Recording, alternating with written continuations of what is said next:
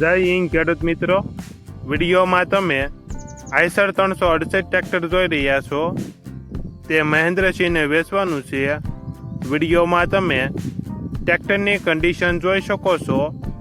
Engine company fitting, gear hydraulic complete, company tyre, company colour, આખું tractor company fitting.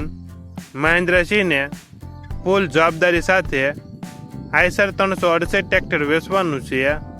Model 2012, one honour, કિંમત 2,15,000. કિંમતમાં ફેરફાર કરી આપશે.